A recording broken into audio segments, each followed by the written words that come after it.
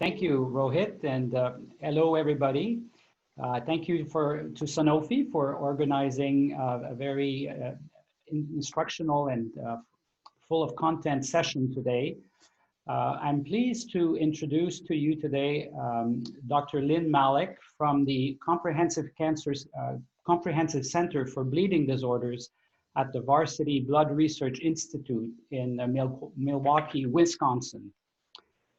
She will address today the topic of ITI, which I find is always a challenging topic, in part because there is a limited number of clinical trials and the data to guide therapy still needs to be increased. So without further delay, I would like Dr. Malik to start her presentation. Dr. Malik, welcome to the Canadian audience.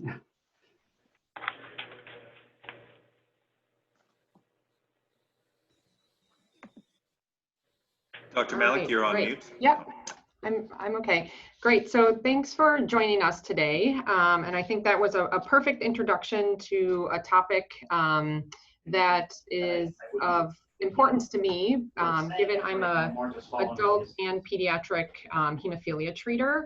And my areas of focus from a clinical research standpoint are really in new products and the efficacy of new products, as well as inhibitor formation. So again, today's talk, we're going to go through emerging evidence in the immunogenicity and immune tolerance induction in hemophilia. So by way of just initial kind of objectives, as I mentioned, or as was mentioned, the talk will be divided into 3 sections. The section on immunomodulation will aim to provide an overview of the extended half-life products and look at recent data on immunomodulation.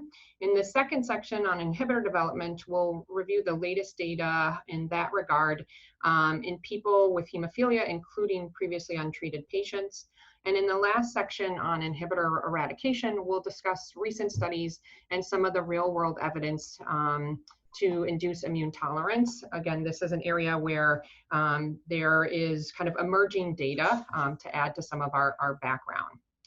So first in the category of immunomodulation, let's start by reviewing some of the technologies that are involved in making our newer products have extended half-life. So in general, this figure is to demonstrate with the factor VIII products what the technologies are used in order to increase half-life. So the component of a lactate, Alprolix, uses an FC fusion. So this is where the factor VIII or factor IX product is conjugated to the FC fragment of IgG, of human immunoglobulin. And in the next slide, I'll take you through the pathway of how that then leads to half-life extension. Then we have components of pegylation. It will differ slightly by product if it's site-specific pegylation or random pegylation. And then we have components of glycopegylation. In the factor IX space, there's also the technology of albumin fusion. So in terms of FC and FC fusion, this really leverages a naturally occurring pathway for half-life extension. You can see in this cartoon here, in black, this is meant to be an antibody, IgG. And then here, this black with green is meant to represent the FC fragment of IgG bound to an effector molecule.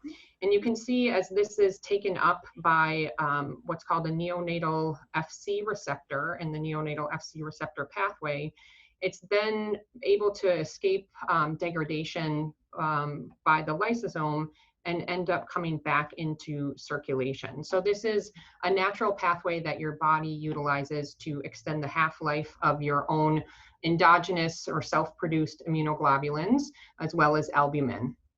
So important points with this is that clotting factors can be made, again, with that FC fusion without altering the biochemical properties of the molecule, and that the recombinant factor VIII FC and IX FC really maintain activity, and the half-life extension is through this neonatal receptor pathway. So now looking at specific extended half-life products in Canada, you can see the products listed by what their trade name is. On the far left, Aloctate, Adynovate, Jivi, and Espricot. You can see the time that they were approved within Canada, which has been a similar time frame to that in the US, with the one that's been on the market for the longest being Aloctate, and similar in the factor IX space, Alprolix. Next, we think about the cell line, and I think this is something where there's been some emerging thought on how the cell line may impact inhibitor formation or possibly inhibitor eradication, noting that Aloctate is one that, and the only extended half-life that's made from a human cell line, the HEC cell line, the human embryonic kidney cell line. Next category, again, we talked about Aloctate is an FC fused product. That's the mechanism of action for half-life extension, with the other products being either glycopegylated or pegylated. And then in the last category, you can see the specific age indications for these specific products. And when thinking about the FC fused product and the human cell line, thinking a little bit beyond just clinical use in terms of what would be the potential benefits of this half-life extension. As I mentioned already, the FC fused factor VIII is the only one that's it's the only one that's been manufactured with that FC fusion and in the HEC cell line, the human cell line. And importantly, I have researchers at my institution that think a lot about kind of post-translational modifications and what kind of the glycomic interface of therapeutics are. And I think some of that is thinking about with the cell line is producing copies of human factor that would act similarly to naturally occurring factor in patients. With this in mind, then we think about what are potential benefits, being the immunomodulatory effects, which could potentially have impact on inhibitor development, so actual inhibitor rates, as well as immune tolerance induction. So the process when patients already have a inhibitor that develops, getting that inhibitor or antibody to go away. So thinking a little bit about then what is some of the preclinical or really animal work in this area to think about the evidence for immunomodulation and the effects regarding recombinant factor VIII FC. And as you may know, T cells, B cells, macrophages are some of the prominent effectors of the immune system, with B cells producing the inhibitory antibody that we call an inhibitor in our hemophilia patients that develop an inhibitor. So when we look at some of the animal models, and specifically in a couple of studies where they've looked at the use of recombinant factor VIII FC in a mouse with hemophilia, they note that there's immune tolerance that's induced. And it seems in those mice that there's promotion of a regulatory T cell environment. This is then kind of depicted here on the right in this cartoon, where we think about some of the component of tolerance is going to be a balance of the T regulatory elements versus the T effector elements. So again, in these studies, there was a promotion of some of the T cell T reg elements, as well as when they looked at the spleens of the mice, generation of a more non-inflammatory environment. Additionally, factor VIII FC in a FC receptor dependent way can induce macrophages to polarize to the M2 phenotype in vitro. Some of that is also depicted here on the right-hand side, with the idea that the FC fused product can again induce some of that polarization. And then in a more recent publication, there's actually been several really great publications in the last couple of years on this topic. In one particular that was published just recently, we see that the recombinant factor VIII FC is able to cross-link the FC gamma R2B and the B cell receptor on factor VIII specific B cells. So really the ones that are producing inhibitory antibodies and causing some of that signal in the cell. So really all of this to say, and we're not going to focus much kind of in the remainder of the talk. We'll talk more about data that we've seen in research subjects or in our patients in different regards. I think this is really to set the stage that there is certainly biologic plausibility of what some of the advantages of the FC product may be.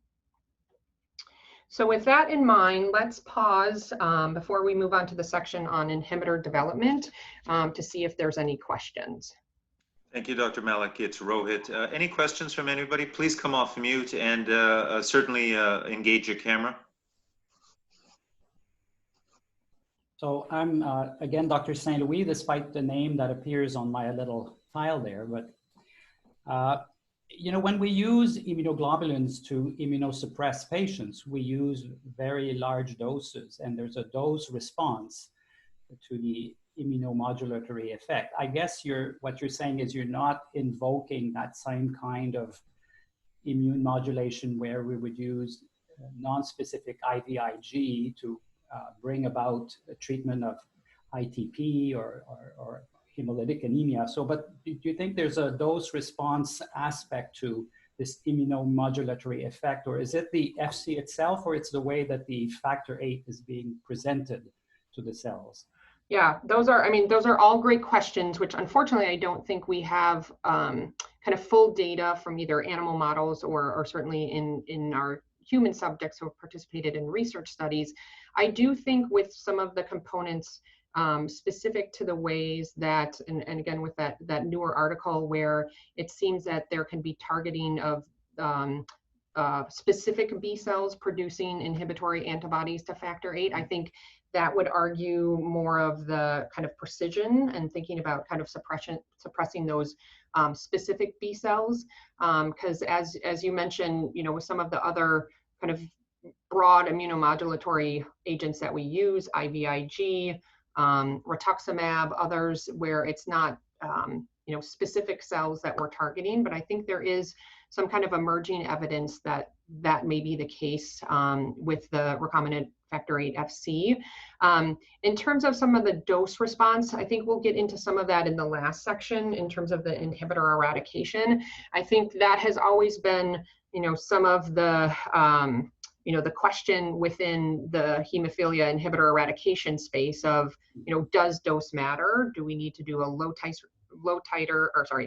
dose regimen to kind of balance costs, risks, et cetera? Do we do a high dose regimen? And then certainly we know that those doses really do vary quite substantially. So we'll look at some of that data in the last section. Thank you. Any other questions? No? Okay, Dr. Malik, please continue. Okay, great. So in this section regarding inhibitor development, wanted to just briefly revisit the SIPPET study, because I think as was kind of nicely outlined as we began the talk, I think one thing that we really struggle with in our hemophilia patients is really having robust data. And having data that we certainly can rely on, especially when we're talking about treating a rare disease and then ultimately kind of a rare complication of a rare disease. The need for robust data is really important. So the SIPPET study, as many of you know, was a global study where patients were randomized to receive either recombinant product or plasma-derived product. So a recombinant factor VIII or a plasma-derived factor VIII, with really the question of what is the immunogenicity in previously untreated patients. I think with prior studies looking at this in a retrospective way, there truly was equipoise to think what is the product that's going to be least immunogenic. And you can see in the Kaplan-Meier plots on the top, looking at the rates of low titer inhibitor development, and on the bottom, the rates of high titer inhibitor development. You can see in both cases that the plasma-derived products actually had less inhibitor formation. And I'm saying this to really kind of think about this as a benchmark when we talk about the specific of the recombinant factor VIII FC product.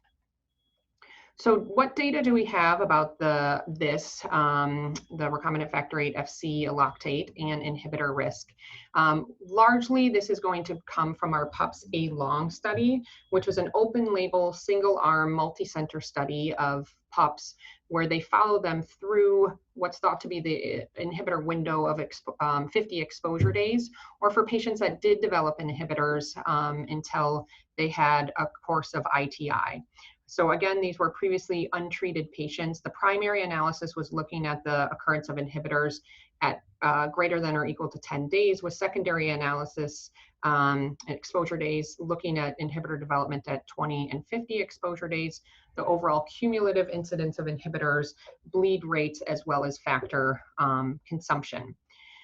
So data that we have to present today is based off of, which is data that you may have seen in the past, is based off of data cut of March 12th of 2018, where they showed a low rate of inhibitor development and no high titer inhibitors that were observed after 11 exposure days. And you can see what the rates of both high titer and low titer inhibitor development were here. 14.7 and 16.1. I will point out that if we were having this session even a week later, we would have updated data from this study. So it, because of the embargo because of the presentation, it is going to be presented next week at ISTH. So I certainly encourage all of you to keep a watch for that. So then looking at the interim results again, kind of plotted in terms of the time to inhibitor development, I think this is important clinically as we think about, really the importance of needing to surveil patients quite closely in that, in those first, especially 10 to 20 exposure days. You can see the risk of high titer inhibitor development was 9.5 at or before the 10 exposure day mark. And then when we bring this data kind of back to the data that I first presented, there was an overall low rate of high titer inhibitor development in these new patients. And you can see again the data on the top being the PUP-A long study in terms of the rates of high titer inhibitors, 14.7 and 17.5. And this is as compared to that same data that I just present here in the table in terms of the high titer inhibitors in CIPIT. And so I think, every center may be doing things slightly differently. I think a lot of centers in the United States have certainly, when CIPIT data became available, many of our patients before then were using recombinant products. I think certain select centers switched to using plasma-derived products. I was at a center prior to my role here and here where we didn't necessarily switch to plasma-derived products. And I think some of the data with PUPS-A long demonstrating inhibitor rates that are in the in the range of what we saw with CIPIT is something that we are currently using clinically to determine product selection for our patients. So that ends that section regarding kind of what we know with the recombinant factor VIII Fc fusion and inhibitor development. And I'm happy to pause and answer any questions that there may be before we move on to the last section. Thank you, Dr. Malik. It's Rohit again. Anybody who has a question, please feel free to come off mute and turn on your video camera. Hi, Dr. Malik. Hi. This is, oh, sorry, go ahead. Go ahead, Dr. Moorhead. Please. Oh, okay. Hi, this is Paul Moorhead in St. John's. Thanks for the talk so far. It's been very interesting. I was wondering if you have any information on the A-long study with regard to factor VIII genotype, because one of the things that we know about like Nuvik, for example, and we also saw in the CIPIT study is that the main benefits seem to be for patients with kind of good risk factor VIII genotypes as opposed to patients who've got the worst genotypes. Yeah, that is a great question. And I think that is something that, certainly we've also talked about as a group to really bring to clinical practice and kind of a reason to think about genotyping patients when we may not have done that when they were, first born in the past. I don't have that data readily available, but I do know that in the study they did look at genotype. So I'm not 100% sure if that will be included in the ISTH data, but I do know that data is being collected because I certainly think it has just like you mentioned, it has clinical relevance. Okay, Thank you, Oksana. Hey, Lynn, thank you so Hi. much for the great information so far. I look forward to the rest of it. A quick question about the cell line in which the factors are developed, the recombinant factors are developed versus the FC conjugation. So with the data you've presented so far from the A-long study, is there a thought that it's more so the FC receptor conjugation, or is it perhaps the cell line in which the factor is generated itself with, as you mentioned, the potential of less post-translational modification that's actually reducing the risk of inhibitor development? Any thoughts about that? Great, also a great question. And I think, of course, that's going to be something that's probably tricky to tease out. I think, you know, as was mentioned with Newick or Nuvik, that is also made in a hex cell line. And I think that's one of the components that, you know, that company has talked about as those components of the post-translational modifications. I think with some of the kind of unproven components within the studies thus far, looking back then at more of the animal data, I do think that there's data to support that actually both are likely important. And certainly, you know, the ways in which the neonatal receptor pathway is engaged would be very unique to an FC fused product. So I think my specific area of focus, you know, thus far has been very much thinking about the FC fusion component. As I mentioned, we have an excellent basic scientist here who I've partnered with, and I think, you know, she's someone who thinks of the world in kind of sugars and kind of the impact from an immune system. And I think, you know, she's someone who strongly believes that that is, you know, also going to play an important role in terms of just, you know, immune system recognition. So I think it's a very tricky thing to study in patient samples, but to kind of more broadly answer your question, I think the answer both probably matter. Thank you, Dr. Malik. If I saw correctly, there were 68 subjects, right, in this? Yep. And so the update, is it more patients or longer follow-up? It will be a bit of both, because that was a planned interim analysis when patients had met a metric of number of exposure days. And so with the updated data, there will be more patients that are reported on, as well as those that were initially in the interim analysis that we would have longer term follow-up on them. So a bit of both. The target recruitment, do you know the number of subjects that were targeted as to?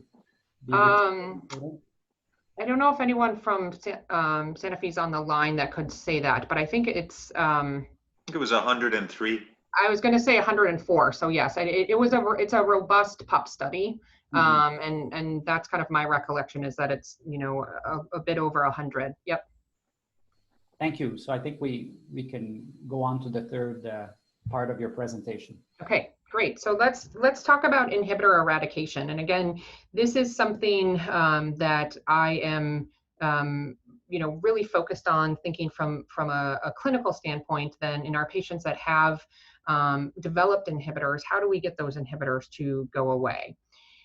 So similar to what I did with introducing the SIPPET study, I wanted to, as a kind of background and baseline, kind of reintroduce some of the components of incidence of inhibitor development, and as well as some of our historical ITI protocols. So I think we are aware that the incidence of inhibitors in hemophilia A, depending on the study, ranges in the 25 to 35% range. In hemophilia B, severe hemophilia B, it's much less, 1 to 6%. I think there's limitations with ITI that we need to think about in terms of, you know, this is very therapy intensive, so patients need frequent infusions, typically often daily factor infusions. There's been quality of life studies demonstrating that there is decreased quality of life while on ITI. And then I think a very important component too is also the enormous healthcare costs of giving high dose factor, and also thinking about historically what has been some of the length of ITI time-wise. And so with this in mind, then thinking about some of what we've already discussed, is there a unique component of FC fusion with its beneficial immunomodulatory properties that could also be thought of within the immune tolerance induction space? So what do we have kind of as our benchmark for looking at historical ITI protocols? I think the best for this is probably the International ITI study, which was, again, a global study where patients were randomized to either a low dose arm versus a high dose arm. So really, what was the kind of treatment intensity? In the low dose arm, that dosing was 50 units per kilo 3 times a week. In the high dose arm, that dosing was 200 units per kilo per day. So you can see, you know, really a wide component of what those dosing intensities are. And then in terms of how we measure success of ITI, typically we think of the time to initially a negative titer, so time that you have a detectable inhibitor Bethesda titer to the time that that is negative. Then we think about a time to a normal recovery, and historically this is thought of as not truly a normal recovery, but 66% of expected. And then time to a normal PK being greater than 6 hours. And so that's what was used in the study. That is something that has been, I think, utilized in other studies. And you can see really kind of setting the stage, low dose versus high dose arm in terms of time to negative titer, normal recovery, and normal PK. And importantly, I want to point out that these times were in months, so measured in months.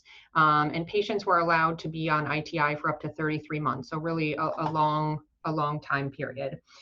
So thinking about that then as kind of our benchmark, and I should also mention, many of you probably know this study was stopped due to safety concerns regarding higher bleed rates in the low dose arm.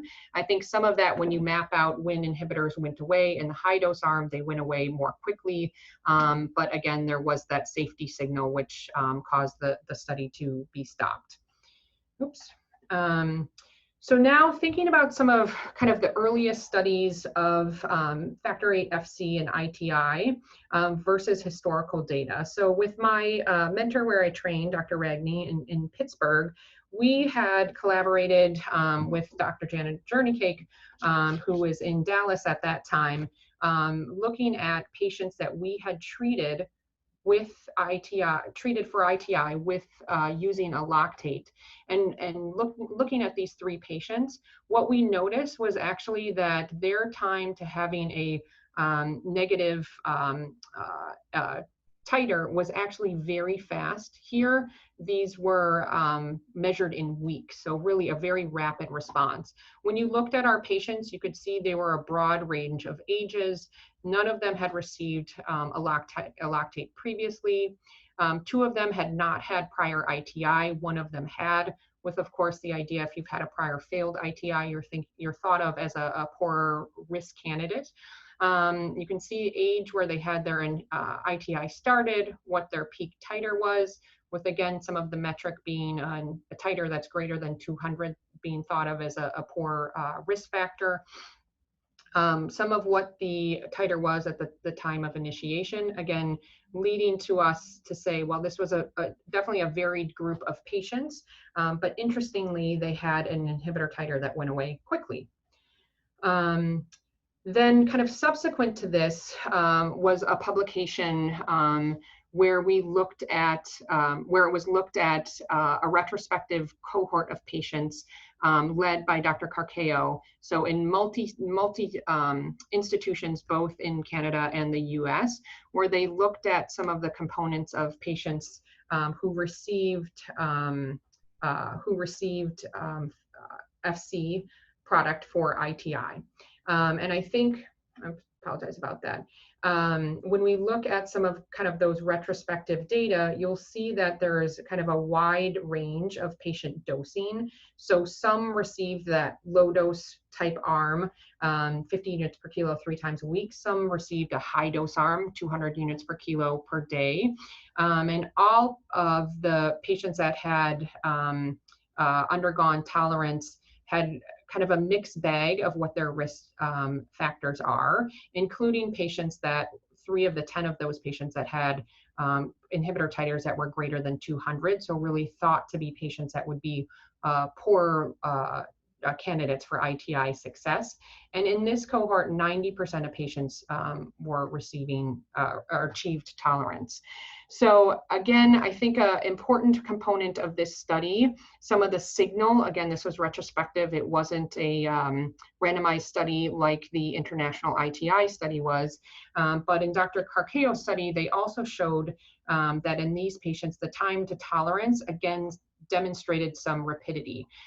So these were patients where, again, they had relatively, compared to some of the historical controls, quicker inhibitor eradication. And I think here you can see, as this data kind of aligns, we actually had many patients where inhibitor went away, and if they were doing recovery testing as well as PK testing at that time, actually had kind of rapid resolution and normalization of all of those relatively quickly.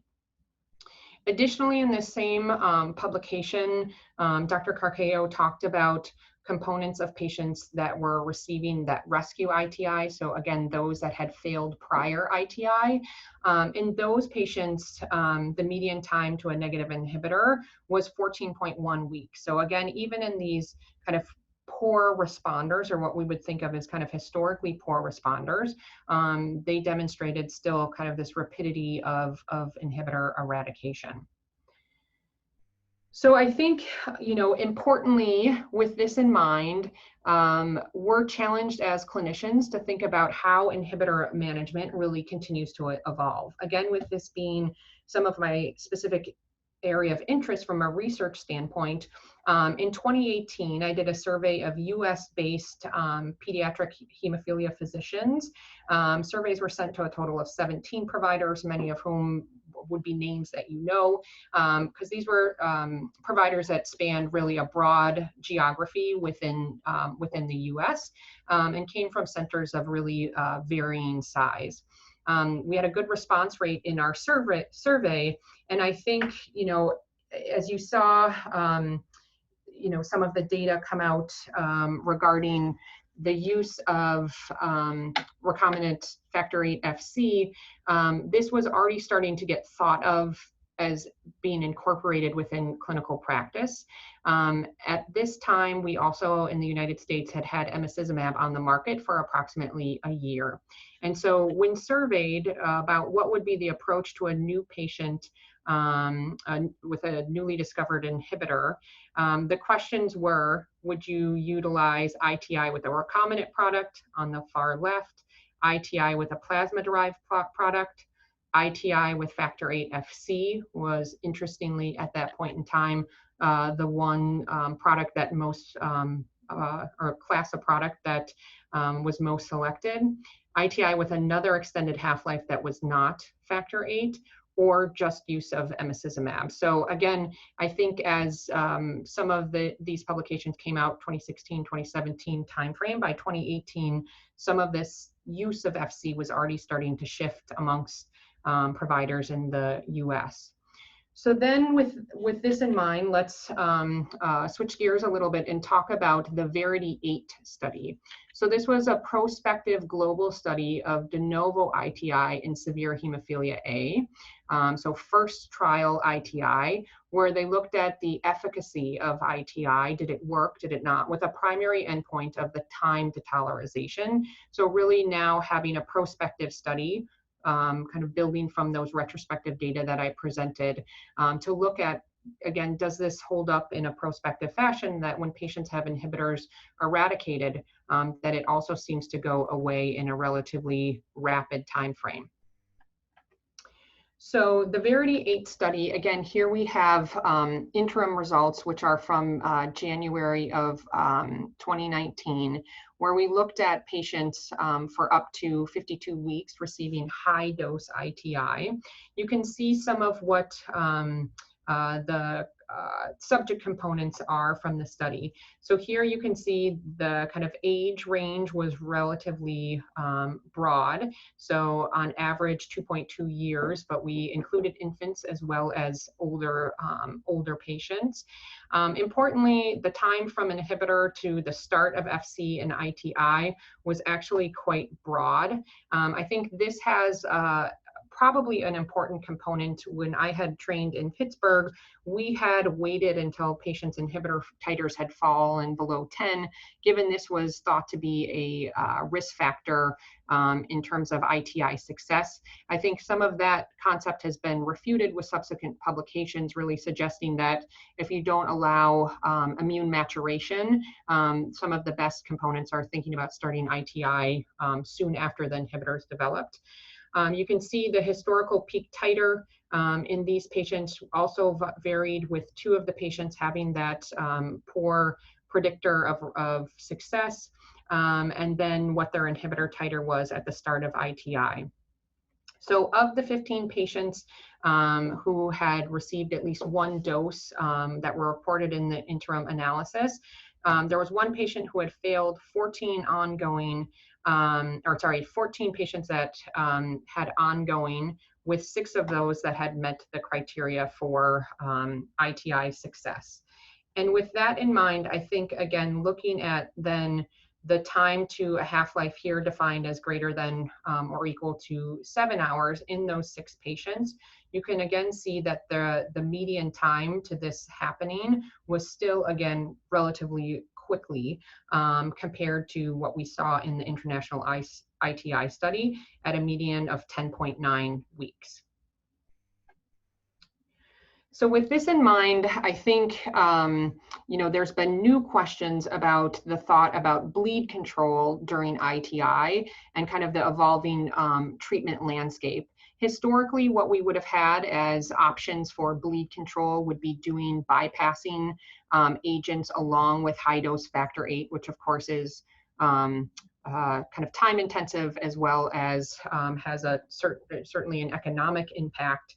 And so some of what I did in the same study that I mentioned that collected data from the 17 providers was to look at the use of emicizumab with new inhibitor patients, including during ITI. And this is, again, on the heels of some of what had come out initially, and we'll look at this in the next slide, regarding what was kind of deemed the Atlanta protocol by some of the US treaters, so looking at the use of concurrent emicizumab. So in these US providers that responded, when asked, would you give ITI prior to emicizumab, you can see the vast majority said no. When they were queried about would you use ITI, would you do ITI using emicizumab for bleed control, so kind of akin to that idea of what historically had been bypassing prophylaxis, you see the majority of individuals here said yes.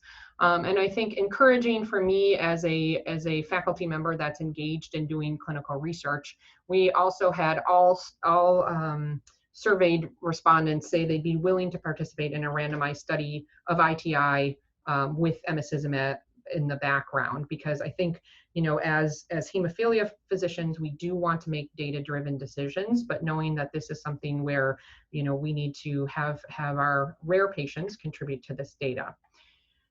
So then thinking about this Atlanta protocol, kind of what is the Atlanta protocol? This is the name that has kind of taken hold, at least in the US, I'm not sure about in Canada, for emicizumab prophylaxis during ITI.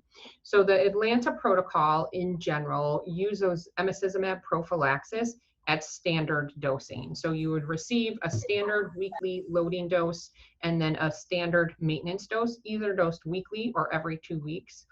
And then the use of not necessarily product-specific ITI, so either using a recombinant or a plasma-derived product that's in some of the kind of intermediate range of what the international ITI was. So rather than 50 units per kilo, 100 units per kilo, but dosed at 3 times a week rather than on a daily basis.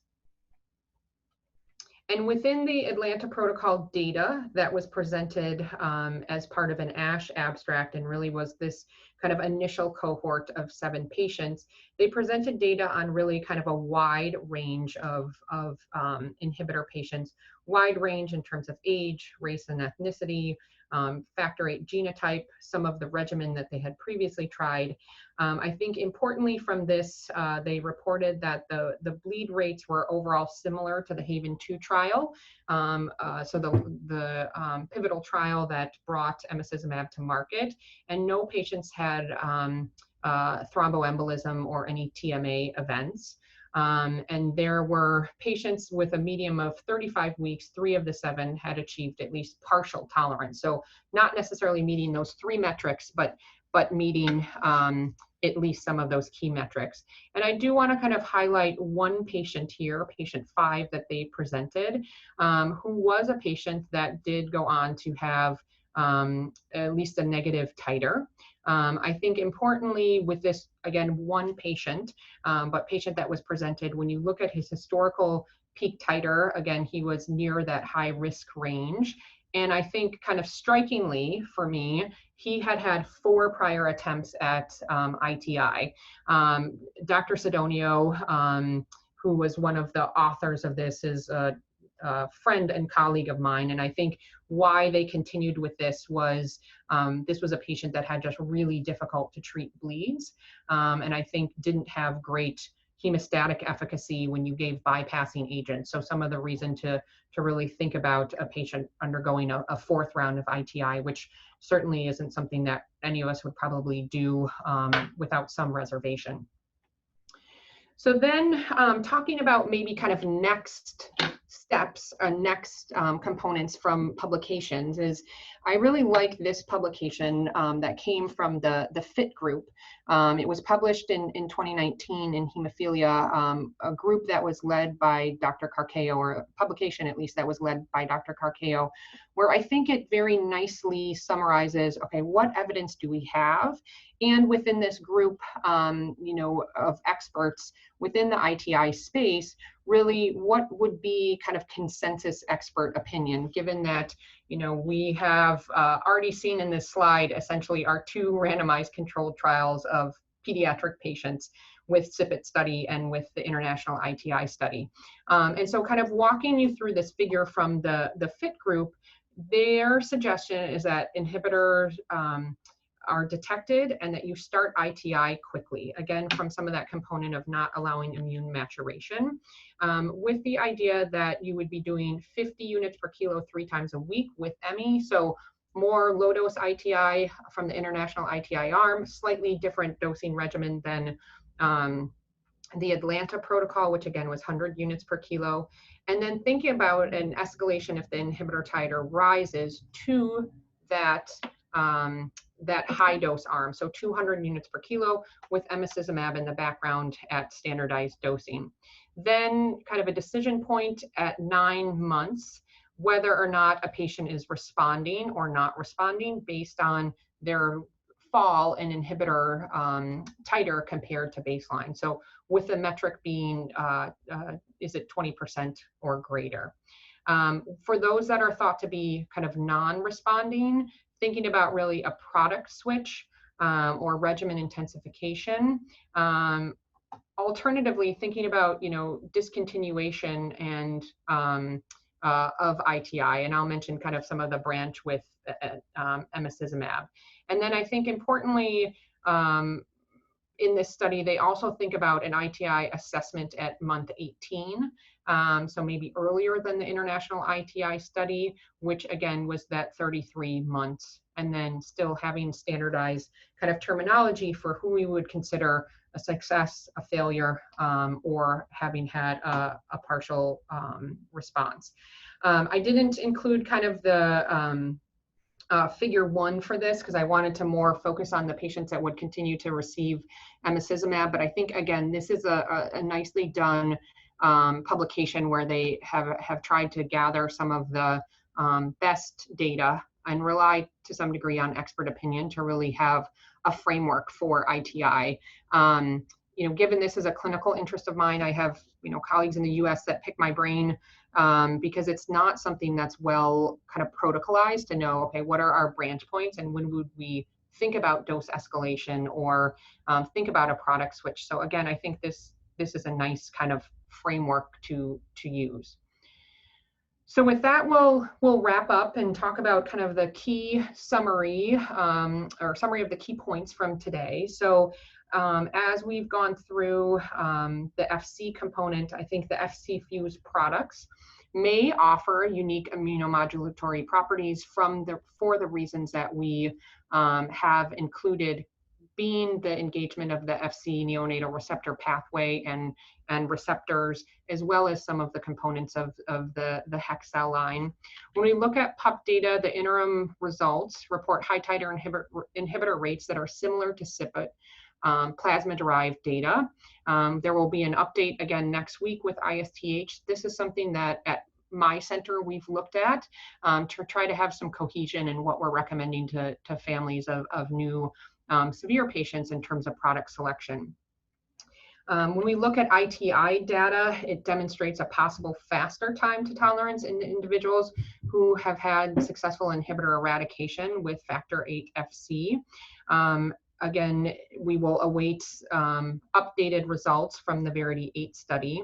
And I think importantly, a key challenge for us as treaters, as we have many new products available, is thinking about, as ITI treatment really continues to evolve, the use of emicizumab as a backbone for bleed control has been considered, and I think probably adopted by many centers in the US, at least as a consideration and a need for kind of discussion with patients and families. And then I think kind of near and dear to my heart is really the need for ongoing clinical research efforts and data harmonization to really improve the lives of those that we care for. I think, inhibitors remain a dreaded complication for both physicians and families. And I think having a way that we are able to look at data together across centers, across countries, to really make sure that we have kind of best evidence for our patients. And with that, I will conclude, and I'm happy to answer any other questions that may have arisen. Thank you very much. If I may ask you a question again relating to the last point, I thought that, and I believe probably Sanofi was the sponsor of this study, that was planning for a higher study or study of ITI with the lactate, with or without imicizumab, as that, and on clinicaltrial.gov, that study is still listed, but maybe not recruiting yet. Do you know if that study plans to go ahead? And would you consider still ethical to start ITI without imicizumab as a protection for bleeding, or is this now considered so much standard of care without having much data, but having become such a widespread treatment that it would be hard to do that study in the future? Yeah, and I think actually kind of your first question is actually, so I have an investigator-initiated study looking at, it's an observational study called the HIGHER study, and it's really looking at the inhibitor rates in patients that receive FC for ITI to look at really time to tolerance and those key metrics to try to collect that in a prospective fashion. Because again, that's something that we don't have kind of robust, robust data for as of yet. So I think there are actually now several investigators in the US that are thinking about this. Dr. Ragney out of Pittsburgh has a study where she's looking at rates of inhibitor development prospectively with patients receiving FC initiated early on versus emicizumab, and then getting factor VIII products for bleed control as a part kind of 2 of that study. She also is looking at the use of FC for inhibitor eradication. And so, there are ongoing studies. I have a proposed study that's also more, like you mentioned, looking at all patients receiving emicizumab for ITI. And I think that's something that's been interesting to see how rapidly sentiments about that have evolved. As part of my study, I didn't include the comments, but as part of my survey study, even as early as 2018, I had at least 2 hemophilia providers, and probably names that you would know from the US, that thought there was not equipoise regarding the use of emicizumab for bleed control, and that should kind of absolutely be part of an ITI regimen. So again, it's a continuing to evolve data. I think when we look at, for us looking at MASAC recommendations, I think there's not a strong opinion on those specifics, which allows us to make individual decisions, but also makes it tricky for looking at what the outcomes are. And kind of as a planned B study, some of what I'm involved with the ATHEN network within the US, so the American Thrombosis and Hemostasis Network.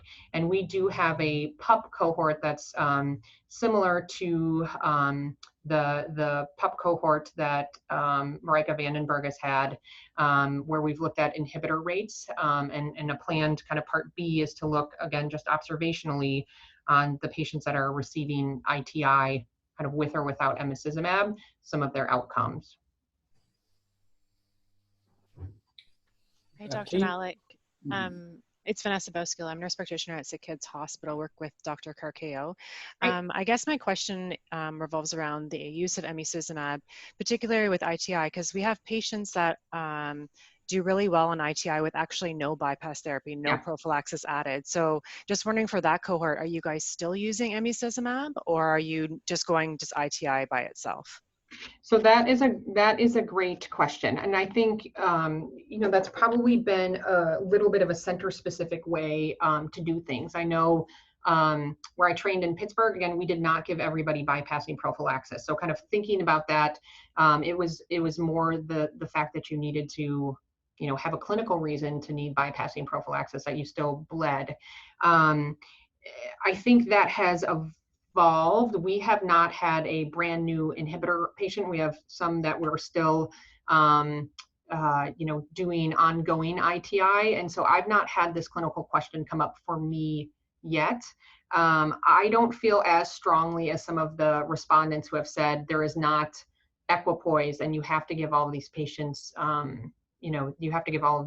emicizumab, because of the fact that some patients who didn't receive bypassing prophylaxis historically also didn't have bad bleed outcomes. So if you're asking kind of my personal opinion, I don't think emicizumab is I don't think the Atlanta protocol is written in stone. I don't think that is a must to use it. I think some of what the Atlanta protocol provides is data to say that when you choose to use it, there don't seem to be adverse outcomes related to kind of that dual therapy, bleed control with EMI and factor product for ITI.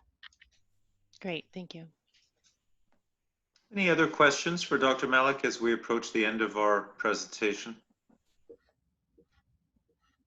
Hi, I'm Julia. I'm a physio in Calgary, and I was just wondering, so I noticed on that FIT protocol that it recommended the 3 times a week at 50 IUs, but the Atlanta protocol was recommending the 100. Can you explain the difference there, and if there's like a preference, or if that's just physician preference? I mean, welcome to there isn't a preference, and there's not formed data. And I think, my thought is, we don't know what is the difference between 50 and 100. I think, quite truthfully, some of what, knowing Dr. Sidonio in Emory, often these are little kids that you're using ITI on, and the rounding specifically between 50 and 100 gets a little bit, you can't round that well. You round, by 20 to 30 per kilo just on vial size. And so I think that is there's not strong evidence for one or the other. I think some of my practice moving forward would be, if I have patients that are on study or not on study, to do things in a harmonized fashion. So I think, different than the Atlanta protocol, one thing that's nicely built into the FIT group is the idea of dose escalation. So patients start at 50, but then if they aren't good responders, they would escalate. So I think that, you know, if I were going to follow something, I think following the FIT guidance makes sense. Thank you. Thank you, Dr. Malik. Any other question, last question before we adjourn for the afternoon? I mean, to me, a difficult question is, in the future, if you have a patient who has an inhibitor, you want to eradicate the inhibitor to be able to use factor VIII to treat breakthrough bleeds or to treat trauma or surgery. But how long do you continue a patient on prophylaxis if they've been on imicizumab? And wouldn't many patients opt to just stay on imicizumab and take the risk of maybe requiring, you know, recombinant 7A to manage the rare breakthrough bleed? So I don't know what's your own personal view of the future in the sense of what's the ultimate goal of ITI, and how long would you continue a joint treatment of prophylaxis? Because you probably lose your tolerance if you stop your 3 times weekly infusion, and will many patients want to stop imicizumab to continue just with prophylaxis when they've had this presumably good outcome with imicizumab? So I don't know, what is your view of that? Great question. And I think that's, again, a clinical struggle. I think I also have a great immunology partner here at Versity, and I think he thinks a lot about kind of antigen exposure. And the thought is probably you don't need to see factor VIII 3 times a week once you're truly tolerized. But if you completely stop factor VIII, the likelihood that the inhibitor will come back with re-exposure is certainly high. And so, you know, some of what is being looked at is, you know, is the cadence to factor VIII that you need to maintain tolerance once every other week? Is it once a month? I think those are much more practical components of having a patient receive factor VIII much less intensely. I know Guy Young is looking at that exact question. Do you kind of cold turkey stop factor VIII, or do you have it at some interval? And what are the rates of inhibitor recurrence? Again, my hope is that all of these, you know, really bright investigators kind of come together to have more synergy in their studies so that we can think about, you know, longitudinally inhibitor development, inhibitor eradication, and then once it eradicates, kind of how do you continue factor VIII? Because the answer is we don't know. But I think if I needed to bring a patient into my day hospital or send my home nurse to give factor VIII once a month, that's doable for families. But having them maintain a port and multiple times a week factor VIII, not so much. Thank you. Thank you, Dr. Malik. Thank you so much, Dr. St. Louis, as well, for your moderation. And thank you to Sanofi Genzyme for sponsoring this educational discussion and presentation. I wish everybody a wonderful day, and we will adjourn, and everyone stay safe. Agreed. Thanks, everybody. Thank you, Dr. Malik. Thank you, Dr. St. Louis.